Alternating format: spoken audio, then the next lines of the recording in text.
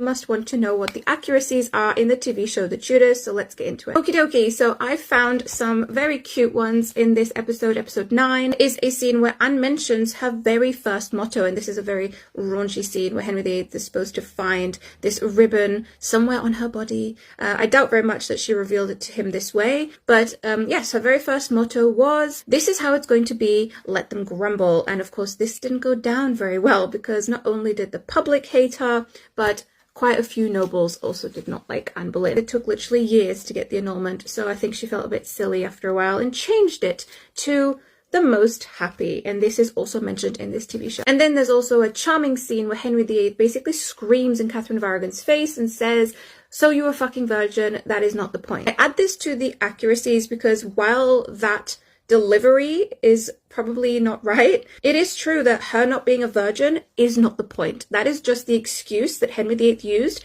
to try to get out of that marriage. Whether she was a virgin or not literally was not an issue. Way back when they became engaged and they needed a papal dispensation to allow this marriage to go ahead, it was precisely because just in case she slept with Arthur, the papal dispensation legalized their union just in case she did sleep with him. And she then said, of course, she did not sleep with him, so it became irrelevant, but the papal dispensation was still granted in case she did sleep with Arthur. So whether she was a virgin or not is entirely irrelevant, and that is what Henry VIII means when he says that is not the point. Because whether she was a virgin or not, he wanted rid of her, and the virgin thing was just his excuse. And then there's a scene, and I think this is perhaps the first or second time that they have an argument, but this is quite a loud and also a bit physical argument, and this is also very accurate. It was very well known that Anne Boleyn and Henry VIII often argued very loudly, very passionately. They were physical with each other.